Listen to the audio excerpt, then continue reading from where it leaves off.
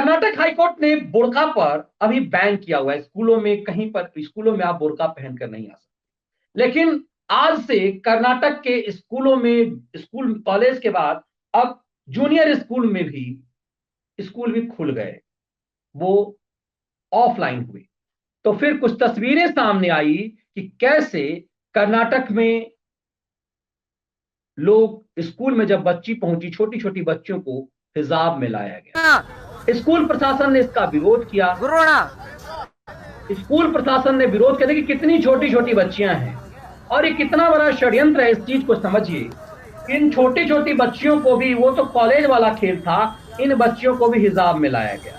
और जब इन्हें रोका गया तो ये लड़ने लगे स्कूल प्रशासन से, प्रिंसिपल से।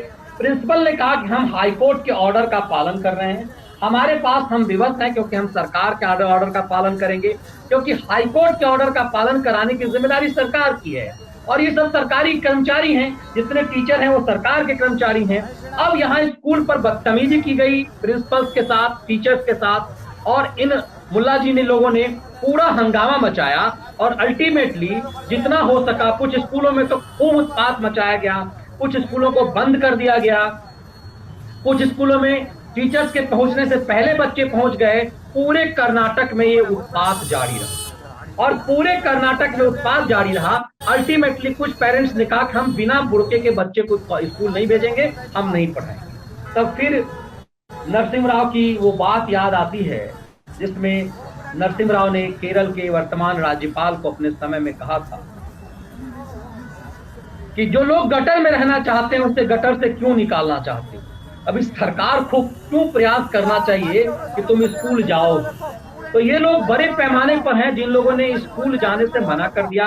बच्चों को देखिए कितनी छोटी बच्ची है, इन बच्चियों को हिजाब, इन बच्चियों को बुर्का पहनाएंगे। और इसीलिए जब स्कूल प्रशासन ने कहा कि हम मजबूर हैं, हाईकोर्ट अभी आदेश, ये लोग कहते हैं कि हम अदालत के आदेश को भी नहीं मानेंगे, अदालत को हमारे फेवर में फैसला करना पड़ेगा। पूरे कर्नाटक का माहौल आज इसी कदर खराब रहा। और इतना ही नहीं हुआ, ये तो कर्नाटक के मामले हुए, बंगाल में मुर्शिदाबाद में जमकर उत्पात हुआ। कॉलेज स्कूल के प्रिंसिपल की पिटाई की गई और उसके बाद उसी स्कूल के प्रिंसिपल जो बेचारे इन मुल्ला जी से लोगों से पिटाई खाए थे, उनको सस्पेंड भी कर दिया गया। ममता सरकार ने उसे सस्पेंड भी कर दिया गया। ये आलम है पूरे देश में। तो दरअसल इस बुर्का के नाम पर पूरे देश में ऐसा लग रहा है कि विद्रोह एक बड़े स्तर पर एक षड्यंत्र किया गया। और ये षड्यंत्र इस कदर है कि ऐसा लग रहा है कि देश को जलाने की साजिश है।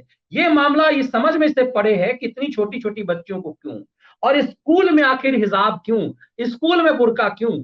आप मार्केट में घूमते हैं, आप मार्केट में बुर्का पहनिए, आपको जो चीज, आपको ये अंधापन जो नजर आता है। लेकिन ऐसा लगता है कि जिस तरह से मैंने कहा कि पूरे पूर्वी बिहार में जो किशनगंज कटिहार का इलाका है, जिसका जो मुस्लिम बहुलता हो गई है, उन सब इलाकों में शुक्रवार की छुट्टी हो गई है।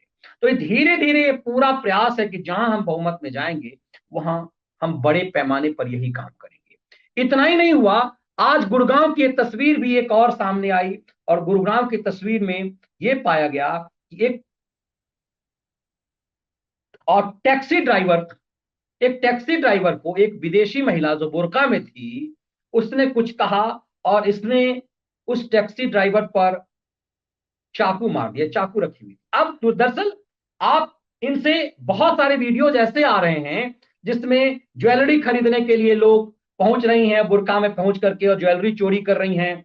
जब कई सारे ऐसे वीडियोज अभी हाल के आ रहे हैं इसी आधार पे कि वो बुर्का में है, ज्वेलरी चोरी कर लिया। उसके बाद जब दुकानदार कह रहा है सीसीटीवी कैमरा में हमने देखा है आपको, आप इसे उतारिए, मतलब गहना निकालिए, आप ज्वेलरी निकालिए, तो वो पूरा अपने पूरे जो है आसपास के मौलानाओं को बुला लेती है, हंगामा करती है। ऐसे खूब एक वीडियो वायरल हो रहा है और ये भी कल परसों का वीडियो है। ये जो वीडियो है इसमें देखिए पुलिस को बुलाना पड़ा और वो टैक्सी ड्राइवर, एक वीडियो उसमें ये भी है जिसमें टैक्सी ड्राइवर बेचारा, उसको उसके पूरे पीठ पर इस महिला ने चाकू मार दिया। एक तो समझिए हिम्मत देखिए, ये इंडिया की नहीं है, ये बाहर की है। और ये जिस तरह से हिजाब पहनी हुई है, ये पुलिस के कंट्रोल में नहीं आ रही है। महिला पुलिस बुलाया गया और उसके बाद ही बदतमीजी कर रही क्योंकि भारी भरकम शरीर है। ये लग रहा है कि पूरे प्लानिंग है। और यूं ही नहीं ऐसा लग रहा है कि प्रियंका वाड्रा ने जो ही स्कूल में ये हुआ, यूपी चुनाव के समय जो ही ये स्कूल में हुआ, और स्कूल में होते ही प्रियंका वाड्रा का ये ट्वीट दिखाता है कि क्यों इस पूरी तरह से प्लानिंग है। और अब से पहले भी तो स्कूल चल रहा था, ये चीजें क्यों नहीं थी? क्यों एकाएक इसे देशव्यापी बनाया गया?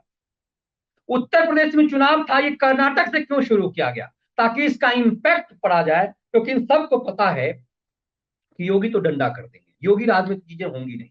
इसीलिए प्लानिंग, ये षड्यंत्र उत्तर प्रदेश में नहीं हुआ। सबसे आसानी से काम उत्तर प्रदेश में हो सकता था, लेकिन ये उत्तर प्रदेश में नहीं। ये क्यों कर्नाटक में हुआ? और देशव्यापी देखिए, आज गुड़गांव से लेके अलग अलग, मुर्शिदाबाद, मुर्शिदाबाद में माना जाता है कि 62% जो है मुस्लिम पॉपुलेशन है। तो एक स्कूल में, जो कि सरकार का आदेश है, एक स्कूल में वहां पर भी बुरका में जब रोका गया, तो लोगों ने भीड़ इकट्ठा करके स्कूल पर हंगामा किया, तोड़ फोड़ किया, और उसके बाद स्कूल प्रिंसिपल की पिटाई की। कमाल की बात ये देखिए, उस स्कूल प्रिंसिपल को उसका सस्पेंड भी कर दिया गया। आलम ये है, ये वोट बैंक की ताकत है, एकजुटता के आधार पर। दरअसल ये देश के खिलाफ एक षड्यंत्र लग रहा है कि आप शिक्षा में क्या घुसे हुए, और ये कह रहे हैं कि हम यदि बुर्का पहन के हमें नहीं आने दोगे, हमें हिजाब पहन के नहीं आने दोगे, तो हम स्कूल चलने नहीं देंगे, हम अपने बच्चे को स्कूल नहीं भेजेंगे। ये आलम बताता है कि देश, जिस देश का विभाजन मजहब के आधार पे हुआ, वो देश अब कहां जा रहा है। लेकिन ये सब कुछ उत्तर प्रदेश की राजनीति को प्रभावित करने का था, लेकिन हिम्मत ये नहीं जुटा पाए कि योगी राज में उत्तर प्रदेश में ये सब चीजें चले, क्योंकि इंपैक्ट तो उत्तर प्रदेश में ही पड़ता, चुनाव तो उत्तर प्रदेश में ही है। लेकिन राहुल गांधी भले ही कहें कि छत्तीसगढ़ में कुछ हो, उसको यूपी वालों से क्या मतलब, फर्क तो पड़ता है कि जो कर्नाटक में हुआ उसकी तपिश उत्तर प्रदेश में दिखाई दी। इसीलिए योगी ने कहा है कि हम गर्मी उतारेंगे 10 मार्च के बाद।